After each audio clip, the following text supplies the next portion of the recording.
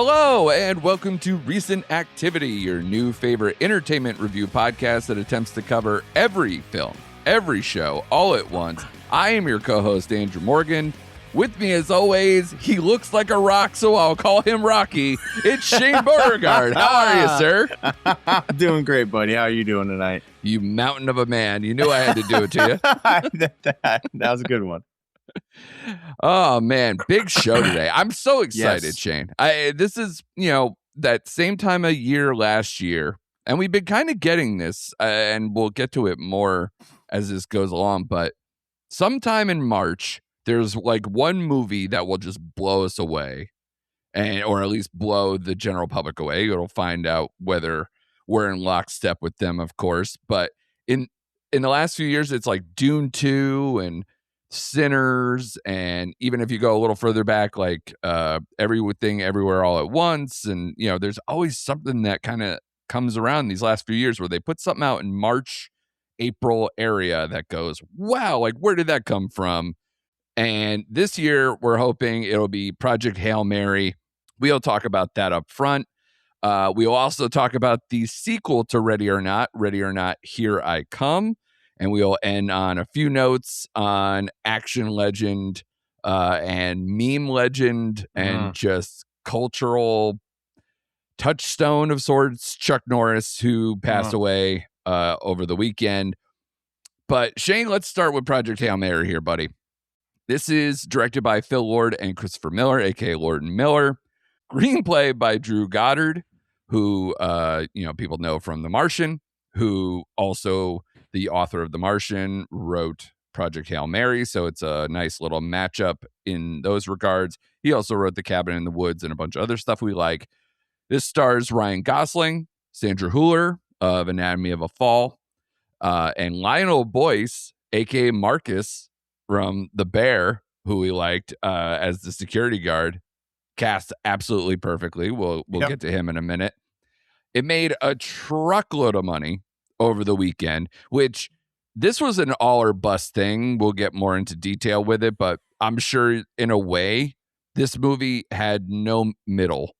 It was either going to be a huge thing or it was going to be the biggest bomb in the history, because how many times have we seen this trailer already? And it's been for months and so much press. So it had to have worked. And we'll get into all that. But at least box office wise, it has worked. 86.6 domestic, 60.4 international, for a 141 worldwide. Critically, it's been high standard as well. 4.4 Letterboxd, Shane. 8.5 IMDb. But a 77 Metascore, and we'll dive deeper into that as things go about. So excellent scores across the board for this movie. A lot of money, big hoopla out here on the street, Shane. But I want to know what you think about Project Hail Mary, because I will say, for me, just a tip, I will quote the famous Rocky to just go as much as everybody else has. Amaze, amaze, amaze. That's where I'm at. That's where you're at, huh? That's where I'm at. All right, where do I dig into this? Oh, no. No, I'm kidding. No, I enjoyed it. It was a fun ride. But before going into this, I kept hearing people say, "Oh my God, it's already a classic. It's this, it's that." So I'm like, all right. So after, I will say, I'll take my hand and say, is it a classic? No, it's not. What it is, though, it's very entertaining. It's a kids movie, for God's sake, just about. I thought Ryan Gosling was hysterical. I think he's perfectly cast in this role. I love his banter with the doctor and Carl, as we mentioned, the guard. Yeah. I loved everything they did together. I love the background they gave, because I think when I saw the trailer, I was like, well, he's just a teacher. How did he, and they explain everything and give I a nice love background. The construction of how they set all that up. I thought production-wise, for the first hour and a half movie, it worked. I loved everything about this movie. I thought towards the end, it got a little bloaty. I think that's my biggest hang up with it. But no, I love the relationship between him and Rocky. That's pretty much the movie. And you care about this alien. I haven't cared about alien this much since E.T. It's a great dynamic and relationship between them. And for something that doesn't even have a face. Yeah, I thought it was very touching. I thought them together was funny, like when he was feeding himself and then he showed Grace how everything Yeah. worked. Yeah. I just thought it got bloaty. It was too corn syrupy for me. There's no real stakes in this movie. Like and I didn't read anything about it. I just figured just based on like previous works, like or The Martian, I'm like everything is gonna work out. Like, I'm not really sweating whether he makes it out of this or makes it out of that. So at the end of the Mm, day, did I really enjoy myself? Absolutely. I just thought it didn't need to be 2.5 hours. They could have just reeled it in just a little bit. So at the end of the day, yeah. is it a classic? Is it in my top movie of the year? No. Um, for me, still Send Help is I prefer that movie over this Wow. movie. Okay. Yeah, sorry. But no, Ryan Gosling makes this movie, and I told my coworkers today that's why you see this movie is right. His timing is so great with his lines and his situations, like when he's just waking up out of the out of the coma and Yeah. he's like Yeah. patting the thing like not to like shave him and stuff and Yeah. He's just borderline like Robin yeah. Williams. What year is it? Shit going on. Yeah, and Yeah. he's like Yeah. he's got the vodka bag and everything. I just thought it was Awesome. hysterical. Yeah. And I do like the moments where they fill you in on the mission and how it got to where it is. So all that, the cast is phenomenal. The karaoke night scene was great. I was Um, almost brought to tears. Yeah. It was great. yeah, it was so good. But so I laughed. Did I cry? No. Just because I figured it would work out when it did. So good movie to really good movie, but I wasn't like amaze. Right. So yeah, that's kind of where I fell directly after the movie. Well, I will agree with you that I did feel it was a little long. And I do think that the ending is a little silly and a little like leaning into what you were saying about like kiddie movie kind of a thing, like leaning into that a little bit.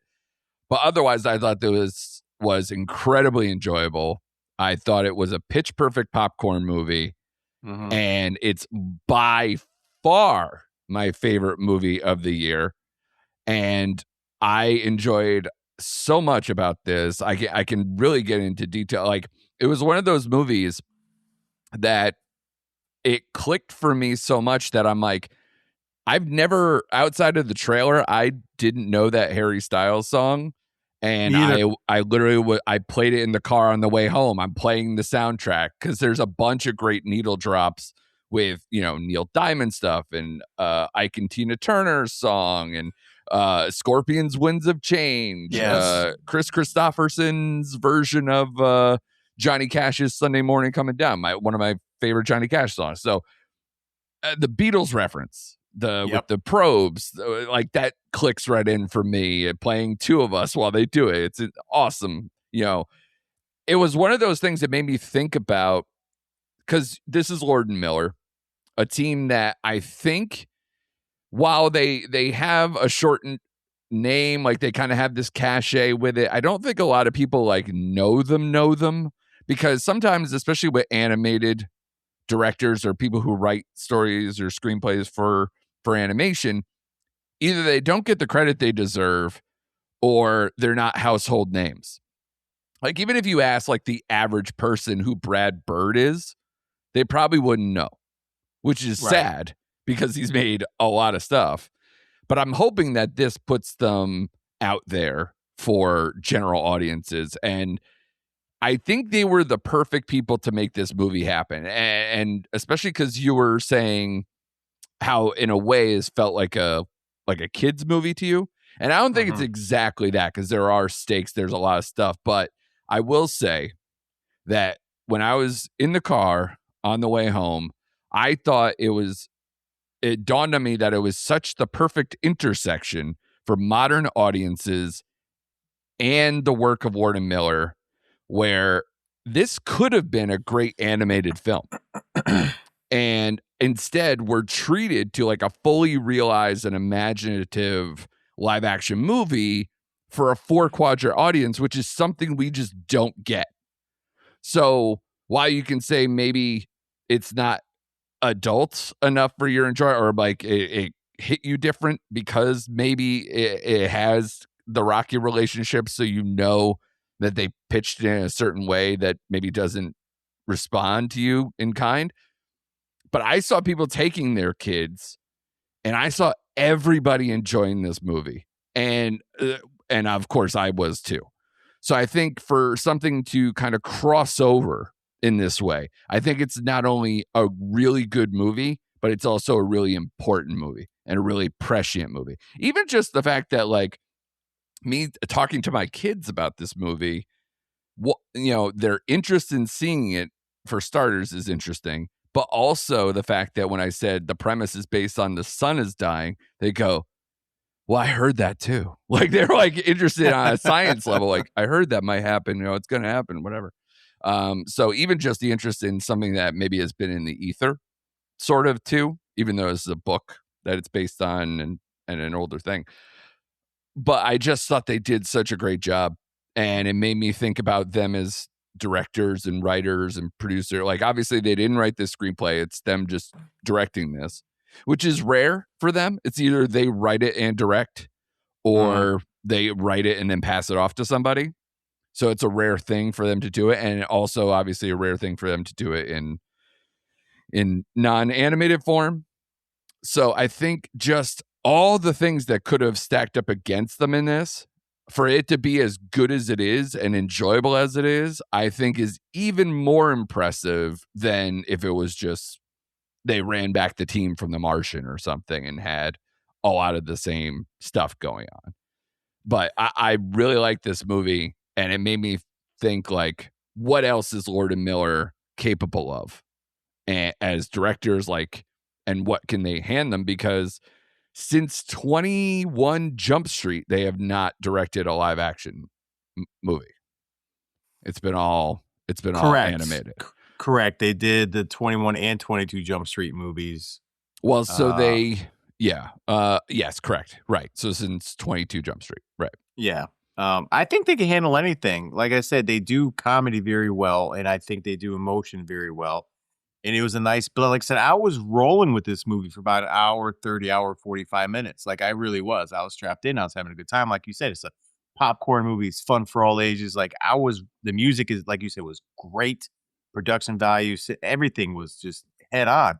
To me, it just slowly started losing steam for me towards the end. And I'm like, okay, like, can we just, like, honestly, I was like, can we just wrap this up at this point? Can we just, like, yeah. I mean, I wasn't clocking the time, but I will say, like, probably around when Rocky was going to kind of solve a lot of his issues about, like, that this is telling him that it's a suicide mission, that it doesn't really have to be, maybe, depending on how things go and how things work out. That tips things differently. And that's why maybe the movie ends a little bit differently. Plus, they had in their back pocket, maybe not to reveal spoilers too much, but they knew they had another level with the flashback, the final flashback too.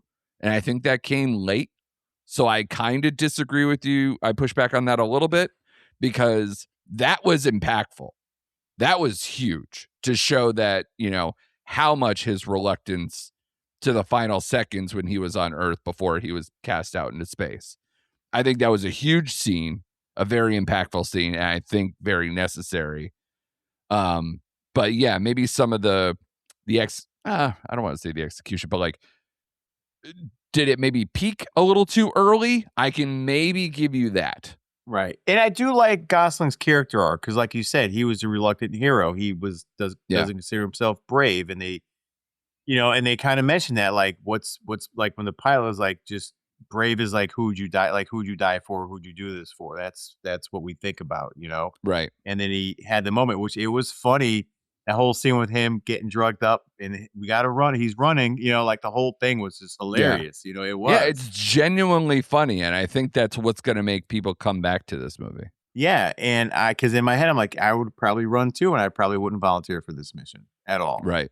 But and I know I have to suspend belief when it comes to these movies, but he mentioned he has no training as an astronaut. So they put him in a coma. He wakes up and, like, he just figures it out in that timeline, like, how to run that ship and all that stuff. I'm like, okay, all right. I mean, again, everything is compressed. But I know. You don't know how long he's out there, but yeah. Right. I know.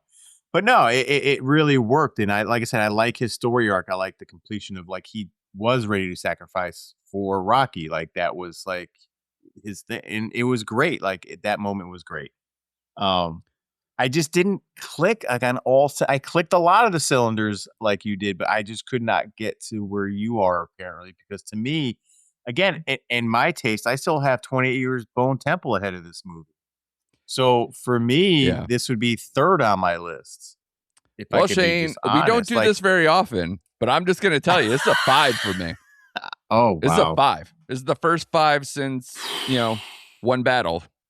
Or no, that's not true. I gave Marty Supreme too. You gave Mars. You gave it a 5, huh? I believe so, if I remember correctly. Wow, It might have okay. been a 4.5, but it was. I'll double check. But yeah, Wow, I okay. think gave it I a had 4. like the top 3 from last year. I think were 5-star Okay. bangers. I really responded to Marty Supreme. So Yeah, no, oh boy. Now I don't want to tell you what I scored it. well, I mean, listen, the scores are out. So let's go this way because I think maybe. All right. The 4.4 letterbox is like insanely high, as you're aware. That's rarefied air. 8.5 IMDb, also extremely high, rarefied air. It's why I'm interested in the 77 Metascore. Because to me, if this movie is an across the board huge movie that people are like, well, I know we have this movie and this movie. Like we talked about this last week. Like it's going to end up having to compete at the end of the year with The Odyssey and Dune 3 and Disclosure Day and who knows, like a bunch of other things. As we always find out once the art house ones kind of come through. But this movie is really crossed over. It's a meme thing. Gosling's sweater, like the patterns are like available for sale. Like people are that interested because the Gosling sweater game is incredible. It's amazing. Yes. Like that whole thing, I was like, I almost wanted to like take pictures. If I wasn't there, like with a huge crowd, I'd be like, all right, I'll take that. Let me see if I can find that. It was like Lebowski level. Like this guy is gonna, it's gonna live on even in that way. Like it has production design, character design, like score, the humor, everything. So I think this is going to be an Oscar movie. But that's why I'm like looking at 77 Metascore just for context, right? Right. Of the last 1, 2, 3, 4, 5, 6 Best Picture winners. Right. Coda is the only outlier, which a lot of people will say that in general. That had a 72 Metascore. Everything else has an 81 or above, and with multiples in the 90s. So it would be an outlier of outliers if this went all the way. But I will tell you, it's kind of maybe a staring match with the with the Academy to kind of be like, this is the crowd pleaser that you need to ride all the way. Whether you give it to them or not, it's going to be the thing that people are going to want to see at the Oscars. Right. Like, because we're going to have a bunch of franchise stuff. We're going to have all these things throughout the year. And yeah, sure, maybe at the end of the year, we're going to have something to say about it. Maybe a new Disney movie will hit or even all that. This movie has crossover appeal where it just is a people pleaser all the way, except for you. So defend yourself. No, it is a people pleaser. I get it. Yeah. And I thought about the Oscars when this movie was over, and I said, well, since they expanded the field to like 10 pictures, it'll get in there for sure. But man, if it was still like olden times, like 5 pictures, I don't see it in there. I don't. I mean, it's way too early to say. Like, who knows? There could be fumbles across the line. But to use one of your methods, I gave it a strong 4. Like, yeah, and there's nothing wrong with that. And again, it's like just a cut under what people are thinking. There are people who are just think this is like a beloved thing to them. Yeah, and now I do get it. Like I just want people to know out there. I do get it. I really enjoyed myself with this movie, and I highly recommend it. I did consider a 4.5 if that helps you. Yes, it does. And it's very rewatchable. Like it is to me. Like I can sit here and watch it when it comes out again, on streaming. I could watch it with my kids. I wanted to go a second time this weekend. That's rare for me. Yeah, and I could get like maybe some more of the jokes that I may have missed or some of the context or, in the movie that I may have missed. Because I gave Send Help a 4.5, and to me, that's my favorite movie of the year so far. So Right. I left the theater. My gut was strong 4. Not a weak 4, a very strong Right. 4. If I could, I'd give it a 4.25, but we don't do that on this show. So Right. I would just stick to my guns. I'm sticking to my guns, and I'm giving it a 4, Andrew. I am sorry. Yeah. I mean, listen, that's fine by me, man. Like, I'm glad you at least, it wasn't like a complete flop No, from us. not at of all. course. Not at all. But can you at least ride with me on the Lord and Miller thing for a second? I love them. And I want them to be able to play in the biggest sandbox they can play in. Yeah. To me, it's like whatever property they want. I trust their work because, like you, I love animated films too, and I love what they did with the 22 and with the Jump Street series as well, as Right. far as their live action. So to me, they're perfect. Like I'm rolling with them wherever they decide to go. So it's like, give these guys what they want and just leave them alone. And Yeah. I think we'll just keep getting good products and good, they can build on their filmography of just good stuff. So I roll with you with them. I'm a big fan of theirs. I just wanted to put some titles out because, they haven't directed a whole lot. Correct. But I also think they haven't missed yet. They haven't So missed. it's like, so they have 21 Jump Street in the sequel. They have the Lego Movie. They have Cloudy with a Chance of Meatballs and Project Hail Mary. That's the only ones they've directed. And I like all of those movies, at least on some level. Additionally, as screenplay writers, they wrote both Spider-Verse movies and will write the third one. The Lego Movie, Cloudy with a Chance of Meatballs, Lego Movie sequel, they also wrote. And a lot of those ones that they directed, they also wrote outside of Project Hail Mary. And then as producers, because these people are just out here like getting projects made that aren't theirs on top of all these things. They were the producers of The Mitchells versus the Machines, a movie I really liked. Cocaine Bear, Strays. Love that movie. Strays. They were executive producers of every episode of The Last Man on Earth with Will Forte and Kristen Schaal and that show on Fox. And then countless things. Like if you look at their CV or whatever, they have like, it looks like 20 things in production right now of various forms. I was just looking. Yep. Yeah. But of course, we're going to keep our eyeballs firmly planted on the third Spider-Verse movie before anything. But to me, now I want to know everything that they do. Because again, like I think this just widened the aperture of what they're capable of, especially if they can find that middle ground. Like as I said it, did it resonate with you that like, when was the last time you said, oh, I saw this movie as like an adult thing that I went to, but then also thought maybe I could take my kids and enjoy it again? Like, how often does that happen? It doesn't happen very often at all. And that's why I just want to champion this movie. I think that's what tipped me from a 4.5 to a 5, because it's every time someone asks me like what I watched this weekend or what I did this weekend, I'm like, well, I watched Project Hail Mary, and I always lead with that and just be like, see it on the biggest thing you can, the best sound. I saw it in Adobe. Like it was the perfect experience. So, those things are rare. So I just want to always champion the right things when it hits me like that. Yeah, totally understand. And I championed it myself this morning at work. I'm like, you guys need to go to the theater and see this movie. Like it is, definitely worth the trip. And flopping down. Like I told my parents, like I'm like, these are just things that don't happen. Yeah, because it works across every demographic. So go see this movie. It's so funny that I love this movie so much, but then also was like, God, but this is why live action remakes of animated movies make me sick. Because you have to have it in mind for one thing or another. Just let things be what they're going to be. And I think they made the right decision to make this what it is.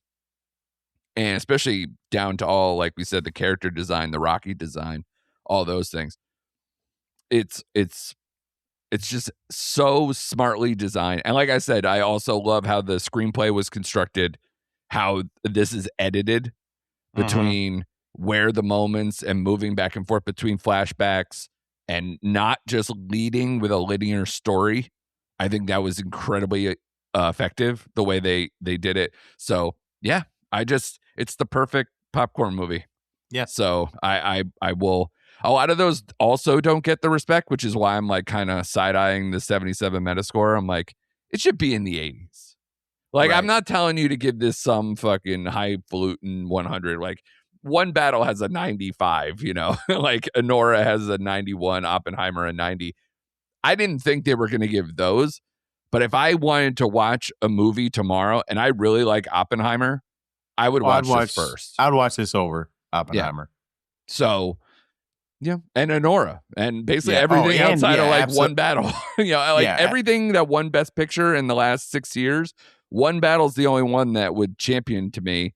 And I would have to think twice because, like, if I have to be also kind of in a mood a little bit to get through the first 30 minutes of One Battle. With my general mood on a day-to-day basis, and this is just me, like I would rewatch this movie before I watch one battle after another. You know, I think it's going to have that reputation.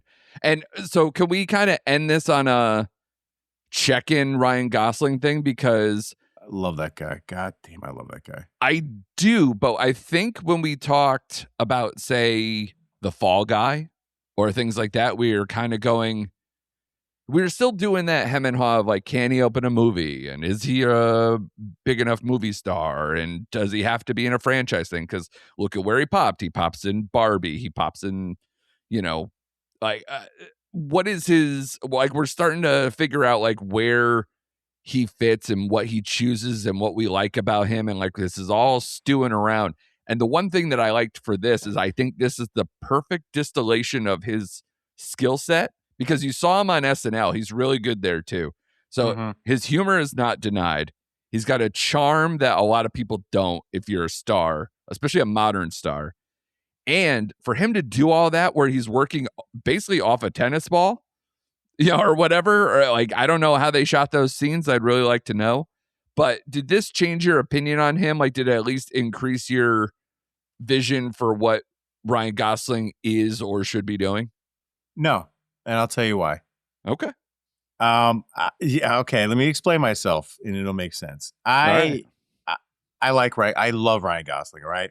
I never really fully embraced him until the movie Drive came out, which was, I don't know how long ago it is now, but it's 2011. Almost 10 years. Yeah. 2011, that movie came out. Oh, wow. Really? It's 15. Yeah. Holy shit. 15 years. Yeah. My brain is off. And that was a serious role. Like, he barely had any lines. I just loved how he carried himself. I love this character of that movie. And it wasn't until, and you saw a little bit of it in Crazy Stupid Love, but what tipped me really full to his humor and the way he delivers lines is The Nice Guys. I love that movie.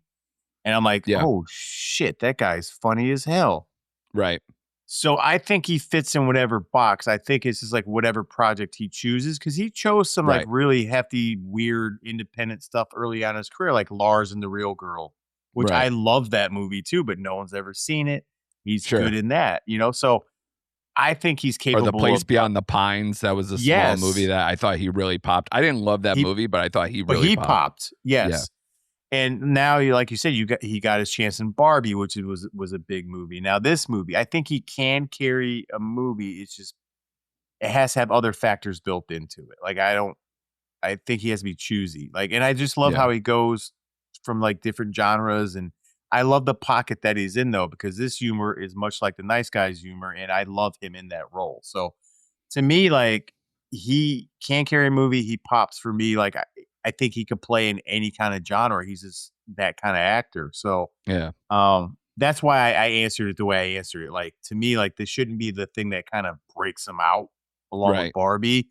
People need to go back into filmography, like really look at the work he's done. And like, you're like, wow, like he was good in that. He's good in this. Like, so Ryan Gosling. So let me ask you a question then, because it's funny that, you know, this is the follow-up project from the same author as The Martian, same screenplay writer. And in a way, if you thought of this movie, like if it came out before Ryan Gosling broke out, or put it in another age, like, is there another superstar actor, a big A-list Hollywood movie star, who probably plays that role in this movie? Because to me, I'm like, Damon probably would have been a person who could have tried this. Yeah. I don't think he has the same skill set. I think Gosling is better with humor and a little more, I don't know, athletically dynamic, like as far as like doing the space stuff a little bit. Like it wouldn't be crazy different, but I'm just saying like there's a his build, his looks, it's just a little bit different to where I think it fits more for this movie. Again, that could be recency bias because he did do it. But to me, is there any other actor where you're like, this fits? Like, I feel like unfortunately they would give it to like Chris Pratt. You know, it's funny, and he won't fit this role physically, but and I don't think he has the emotional range that Ryan Gosling does. But as far as like comedic delivery and being athletic enough, I was thinking Chris Hemsworth. You know what? Paul Rudd could possibly do it too. Paul Rudd can do it too. But I was just thinking because we've seen Hemsworth in like funnier movies where he delivered like the funny Thor stuff. Like he has that kind of delivery. Right. But he doesn't have the range Ryan Gosling has as an actor. You know what I mean? So you have to find someone who's like affable and charming enough. And I think Hemsworth is charming, but again, he wouldn't have those touchstone moments with Rocky. I just can't picture that dynamic between the two. You know what I mean? Yeah, his brand of humor, especially in like the Thor movies, is just a little too different that I think it would have ranked false. Yeah, and he's just a bigger guy, bigger physique. I just like you said, the Paul Rudd, Ryan Gosling, Matt Damon physique for this kind of movie and personality. Yeah. So, yeah, I think Paul Rudd. But because again, I think he's a middle school English teacher. We're already like, it's weird that we can look at Gosling and put a pair of glasses on him like she's all that and be like, yeah, I could buy him as this intellectual whatever. Yeah, it's like not like he's the hottest dude ever or whatever. Yeah, like we'll just go with it. It's kind of like the Jessica Alba thing in the Fantastic Four. Like, sure, she's a scientist. Sure. Yeah. It's not as bad as like GoldenEye stuff with Denise Richards, being like a nuclear scientist or whatever the hell she was. Like, it's not that. But at the same time, that's why, like I said, if it was that, I would have kind of shook my head with this whole movie. But he can pull that off. And that's why I was like, who else is on that list? And I think we covered a lot of them. Even if you go further back, I'm like, I don't see a lot of people like I'm saying almost in a pre-Marvel world, because I think this fits in with, it's like a better Marvel movie because like it's not CGI heavy. I didn't feel it was just even for what Rocky is, I didn't feel like that weird CGI animated character vibe. No, not at all. The way they put him in the ball and they did the things, like I think they did a lot of stuff that made it feel more tactile and real for their case. So I don't know. I enjoyed a lot of those things and it made me think deeper, which is why again my score kept going higher. Yeah, that's I do, and I agree with you on the Ryan Gosling who could have played that, because I can't, off the top of my head, I can't think of anybody. Kilmer back in the day, like say this movie's like from like his real genius persona. Yeah, sure. Yeah. Because it's so hard to ride with, like, who can do comedy but not be a ham and can take it seriously enough that you believe the drama, you believe the intelligence, you believe in the charm. That's a tough, window to throw through. So that's why I'm like, who can do it? And it's a smaller pot than you would think. It's a short list. Yeah, for sure. It's a short list. Well, I'm glad we played that exercise, even if our scores don't match up. I definitely recommend this to people. And like I said, man, I was literally playing that Harry Styles. So I played it like multiple times since the movie came out. And I don't do that a lot with songs. Okay. So I'm sorry. I'm piggybacking off. Please, sure. I just asked ChatGPT who could have played the Ryan Gosling role. So you want to hear what they had to say? Sure. Strong alternate picks. Of course, they had Matt Damon. Second was Jake Gyllenhaal. Third was John Krasinski. And fourth was Chris Pratt. Yeah. They also mentioned Paul Rudd, Mark Ruffalo, and Oscar Isaac. Is it bad that I would say Ruffalo isn't pretty enough? No. Oscar Isaac, I think, has an intensity to him. Yes. I think it really has to be that Paul Rudd, Chris Pratt, But Ryan you Gosling. nailed Chris Pratt and Paul Rudd. So Yeah. kudos, buddy. Because I think you're thinking like people who can pull off a Marvel movie in this role, sort of. But I and that's the beauty of Gosling is kind of he never went down that route. Correct. And I don't want him to like see this as an audition where he could go do. I think this is exactly what it should be, and he should go back to doing whatever the hell he wants. Yeah, I do too. Because if there's another Lord of Miller one, sign me up with him if he wants to go do that. Yeah, because to me, Gosling can be funny without trying too hard. It just comes off natural for him. Yeah. So yeah, so that's what I'm saying. It's charm. It's a quality that not everybody can have, and I think he has it. Yes. So as far as like his roles and stuff, I think I'd have to think on it a little more to see whether this is like his, for lack of a better term, apex, right?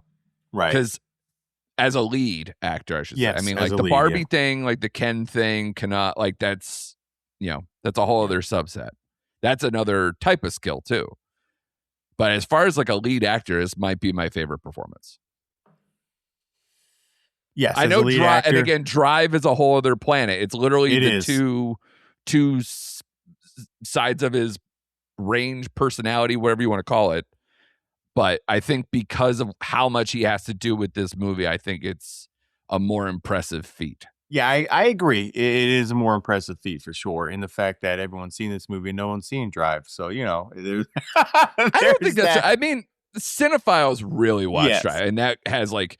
You could call it a cult thing. I mean, if you're going box office wise, yeah, it's not even close. But, I think it has a reputation out there that a lot of people did watch it. But it is a niche crowd, like a cinephile exclusive audience.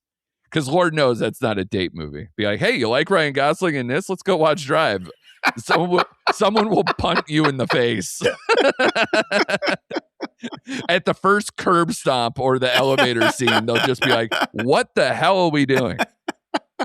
Yeah. But again, he's a fashion icon. That's all it really comes down to. The man has iconic jackets, sweaters. Yes. The man knows how to dress. Or he at least has the best, costume designers in the land.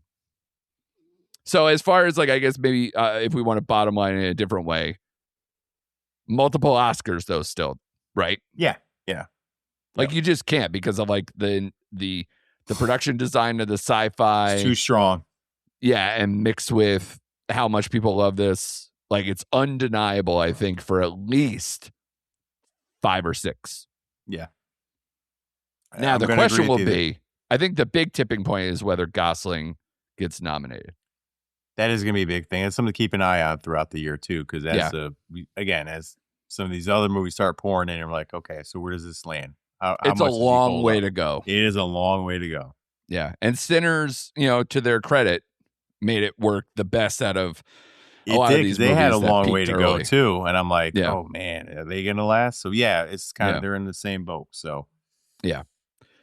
All right, sir. Well, let's wrap up with a couple of quick hits here. Ready or Not, Here I Come also came out this weekend. Oh, man. Are we going to fight the opposite way? No. This is the sequel to Ready or Not. A lot of bringing back similar casts. Samara Weaving still in the lead here, still playing similar games. It's very much the carryover from the original film. In fact, we still get the iconic bride dress and everything else, the wedding dress, the bloody wedding dress, and a lot of the same feelings. They're still playing hide and seek. There's a lot of sameness here. How did you feel this one held up compared to it, and did you have a good time with it? First of all, I had a great time with this movie. It knows what it is. It plays to the crowd, even more so in this movie with the bodies just combusting all over the place. Like, I like the addition of Catherine Newton. I like the addition to her playing the sister. They give their relationship enough depth where I gave a shit about them too, Sure. So it wasn't like, oh, here's your sister, she's helping you, like whatever. They actually went into the drama and all that. I liked it. I liked the Elijah Woods character in this movie. I like the different facets of the family. I thought this movie was funny. I just had a really good time. Is it as good as the first one? No. It's close though in my book. It's a good sequel, I think, and it's definitely worth seeing. I just love the cast of Sarah Michelle Gellar. It's just a it's just a fun movie, man. And they gave it a definitive like wrap, so we're not going to get a third one of these. I just think like they. Yeah, you. Well, I say that Yeah. now, right? But based I on the mean, 9 she's point, literally at the end of the first one, smoking a cigarette with a burned down Yeah, house after I know. no survivors really. So it's like, But really? based on the $9.2 million that raked in over the box office this weekend, I don't see a third one coming down the pipe. Yeah. Again, I think it but has a long road because it did open against a massive movie in terms of Project Hail Mary. But I love Samara Weaving, man. She fits the Scream Queen kind of kick-ass surviving chick really I love well. her in those. Yeah. And I think she needs to start getting a little bit more kudos when it comes to this pocket of movies she's doing, this genre. Because she has another one coming out with Jason Segel. Yep, that's right up my alley. Yeah, real Yep. soon. That looks right up my alley, man. And she is really good. And she carries this movie. And I had a really good time. I gave it a 3.5. So it's funny you say that because this movie, the original, and your score are all 3.5. Like on Letterboxd, they both have exactly 3.5, and you gave it a 3.5. Well, I didn't go check the old. Yeah. But I think this to me is a strong 3. Okay. And because I thought that, I don't know, the conceit of the first one, and I like a lot of things better with the first one. I think this movie, it felt like a tick below. The first one had a more compelling narrative. It had more defined characters. The conceit worked well for me. I thought it felt tighter because of all the dynamics going on around the house.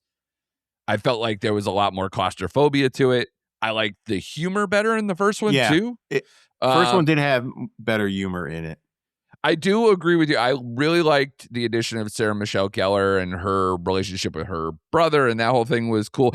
Seeing David Cronenberg take one in the early part of the movie, I enjoyed that a lot.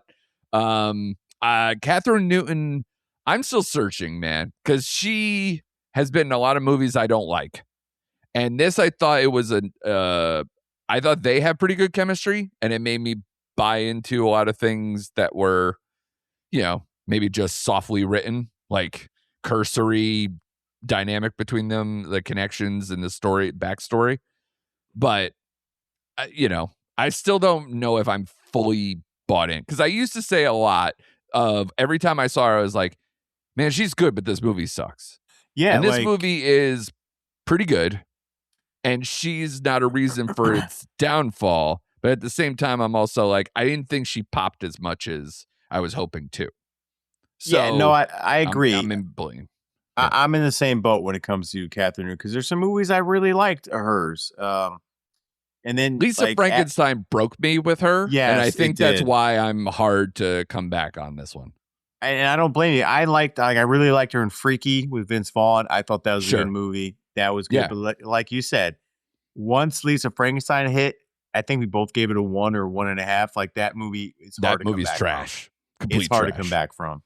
But then she did Abigail, kind of brought it back up a little bit, and now she popped. To me, but again, not the focus, right? So correct, not the focus. Yeah. Correct. But yeah, I agree with everything you said. I do. I thought the humor was sharper in the first one and the dynamic, but in this one, the cat's already out of the bag, so we already kind of know like you're not going to be surprised with the play and all this kind of stuff. My favorite scene is when she's fighting the other girl and they both mace each other and they're fighting blind. I thought that was hysterical. The whole wedding setup. Sure. Where they're just diving through especially because they were cutting back and forth between Catherine Newton getting her ass kicked while also having the wedding thing. That was definitely probably a height of the movie kind of a thing. But again, happens really early in the movie. It does. And they really leaned into the Satanism in this one. They really did. And everyone diving into the pit at the end, I thought was hysterical. Like I did like, because I liked how they cut back and forth to like the oil paintings or whatever it was with that whole thing. I did like that. This movie's ridiculous, but I think it knows what it is. And to me, it was entertaining. I after I left the movies, after Project Hail Mary, I thought to myself, man, this was a very enjoyable weekend at the movies with both of them. Like Yeah. I had a good time Friday night, I had a good time Saturday night. Yeah. I can't remember the last time I had like a genuine happy good feeling after seeing two movies, because usually with us there's always a good one, then we end up like just with a bag of trash after. Yeah. Like, Yeah. Like, do you we even know? want to cover this? Yeah. Do we want to talk about Yeah. this? Yeah. But this weekend was great, man. It was one of the better weekends I've had in a long time. Well, and I don't know if you caught it, but I also have my review for what's on Netflix out I there, did. Peaky Blinders, The Immortal Man. Yeah, I gave that another a one. 3.5, and I I did think too. it's absolutely worthy of adding to this. You know, it's a TV movie. It's a different blend with all this stuff, but again, very enjoyable, especially great if you're cast. into that series, and an excellent cast. Yeah. Yep. So Like I agree. they just threw Stephen Graham in there. Like I know, he's right? barely- Yeah, at the it's like, end. okay, Yeah. hanging out, buddy. Cool. All right. Yeah. So yeah, I'm glad you brought that up, because you add that to the two I saw. It's like, Jesus, we had 3 good, solid movies. Or in Yeah. your words, a great amaze movie, and then 2 Yes. enjoyable movies, you know? Yeah. So Yeah, no great. slackers. No, Yeah. no slackers this week, folks. Like, you know, if 3.5 is the lowest score, the strong 3 is what we got, then that's a good weekend. Absolutely.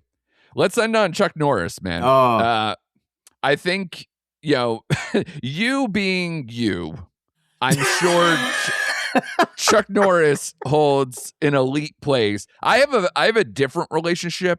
You know, again, you're a little bit older than me, so like the 80s like defined what like Yes. Chuck Norris before he was a lot of other things. And especially like in terms of like, to me, if I close my eyes and the first thing I think of with Chuck Norris might be Conan O'Brien showing clips of Walker Texas Ranger out of context on his show. And especially the one with Haley Joel Osment where he says, Walker told me I have AIDS. Like, it is the funniest thing that I watch regardless of whether the man passed away or not. I will, if I catch it, I will watch the whole thing. I absolutely love it. It's up there with the Paul Rudd, Mac and Me thing that makes me laugh every single time. So it's weird that he's kind of become this larger than life figure. You know, Chuck Norris, like pictures of like Chuck Norris at the pyramids and being like Chuck Norris visiting a sandbox he made when he was a kid or whatever, like a sandcastle he made when he was a kid. Stuff like that is always fun. But where are you with his relationship to at least maybe like the films and stuff, or like you know, shows or any of those things outside of maybe that world? Yeah, it's crazy how, like you said, what he was and what he became. It's like 2 different things in his life. And I think that's his lasting legacy, honestly, more so than the movies, is going to be his meme legacies and all the Chuck Norris jokes, because that's what the younger generation is. That's what they never seen his movies. But me, like you said, I grew up watching the Bruce Lee, all the martial arts movies. Sure. And, you know, the debate when we were kids, like, who's really better, Chuck Norris or Bruce Lee? Like, and then you just like watch all the movies. So like he did hold a special place to me in the 80s. My favorite Chuck Norris movie, the one scene I always think of is, I love Lone Wolf McQuade. That was like my favorite Chuck Norris movie, with David Carradine in it as the heavy. Yeah. And there's like a scene where he's buried alive in his Ford Bronco, and he just like chugs the beer and it's all over his chest, and he yells and like rips the Bronco out of the it's just great and ridiculous. I just love him so much. And it was kind of hard, man. And it's funny because I worked with 2 coworkers who were in their 20s and they didn't know who Chuck Norris was. And but they know his jokes and know his memes, because he hasn't done anything actively really since Texas. I mean, yes, he had a cameo in Expendables, right? But that's, I mean, that's really, yeah, exactly. That's about it. And, you know, my coworkers, I thought he died already. I'm like, God damn you. Like, how dare you? Right. So, yeah. He's eternal. What are you talking about? Yeah. I mean, this one did hit, and it was sad to see, because again, he's such a icon over decades and decades. And you know, he'll live on. And, you know, and I told her, I said, okay, I'll give you that one about Chuck, but like, it made me think like all our action stars. And I told her, I'm dead serious, people out there that listen to me right now. The day Arnold passes away, I am taking the day off of work. Like, I will not be at work. And I'll be watching. I'll be watching Predator and Commando and like 24 hours movies. Yeah, That T2. one's gonna Yeah. absolutely crush me when that happens. And it made me think Yeah. about all our heroes and idols and stuff. But rest in peace, Chuck Norris, man. Like, and just an icon. That's all you can say, man. Like, All right. If I have to ask you between, because I feel like they're sort of lumped outside of the Bruce Lee thing, but he kind of feels like American Van Damme and has like, if you had to go between like Van Damme, Seagal, and Norris, like I feel like they're in maybe a category with themselves. Like, how do you feel about that as like a trio? Is he like the better thing for you? Where does that land? oh man. Okay. Am I wrong? Like No, that no, feels because like a Bruce Lee group. like got to a stratosphere where he was like at the time it was Bruce Lee than just everyone else that came after him. Yeah, he's well respected in that era. Right. Yeah. I think unfortunately for Chuck Norris and the movies that he had, I think if he would have came out like when Van Damme and Seagal popped, even though it was in the 80s, it was later 80s when Van Damme really popped. I think Right. if Chuck was in those kind of movies, he would have popped more. But like, he was Delta Force and all these things like people saw, but it wasn't like a cult hit like some of the like Bloodsport or any of these movies, like, so I don't want to He's put like him Kung in that. Fu Charles Bronson to me. I don't want to put him in that class Yeah. because as a martial artist, he was a more accomplished and actual martial artist than the other two were. Yeah, especially like later stage Seagal was a joke. Yeah, So, yeah. So with Van Damme, it's like I would watch some of his movies more just because they were just a better time and they came later in the 80s when that was like the thing. So yeah, I'll watch Bloodsport any day. Yeah. Yeah, or Kickboxer, whatever. Sure. Yeah. So yeah, he is closer to that bubble to me than the Bruce Lee bubble, to answer your question. He's kind of somewhere in between, Do you think like what is it, Sidekicks and Walker Texas Ranger just like switched him to just a different type of Texas Walker for sure. Yes. Yeah. Yeah. I mean, I never was fond of that show, but that show ran for a while and a lot of people love that show. So I just think there's a switch, but man, he probably thought he was doing the Carradine route, like this is his kung fu, but it's absolutely not. Correct. Yeah, correct. Yeah. He seemed to be like he made fun of himself and he played along with all the jokes. Like he was just he did. Yeah, he was a good guy, man. So yeah, it's just 86 years old, man. Rest in peace, Chuck. Yeah, it's a long life for a guy who had that kind of career, and I guess he kept up with his body well enough and everything else. He looked good for 86. Impressive. Yeah, it's impressive, man. Yeah. All right, man. Excellent show by you. A lot of good stuff. So I'm happy that we have, like you said, like a positive. Well, obviously the Chuck Norris thing. At least we get to celebrate a man's career in life that has a lot of meaning in certain ways. And yeah, I thought this was a good place to be in when we're just hitting into the spring. I think movie wise, a lot of like, let's see what happens. I think this happened last year where we're like, yeah, if this is so good in March, like April's gonna bust out, and I'm like, is it? Like I look at April and I'm like, man, I hope something pops out of this group, but we'll see. We're gonna talk hopefully the Zazie Beetz movie next week. What is it called? They want to kill you, or they're gonna kill you. Yeah, they're gonna kill you or something. They will kill you. Yeah, something like that. They will kill. Yeah. Whatever that is, we will look into that as well. We also have the new Vince Vaughn movie, the time travel action movie with him and James Marsden and a bunch of other people we like in it. That is coming out on Hulu, so we'll look into that as well. We got Daredevil coming back for a second season after, I'll speak for myself. If I remember correctly, you liked it a little bit more, but I was very much out on you're out. season 1 of Daredevil Born Again, even though I watched the whole thing. It shows how much I hate myself, or it's how much I'm committing to the bit, because we are going to come back and watch how this opens up on Disney Plus coming up next week. So a lot of stuff going on, and we'll be back for more of it next week on Recent Active.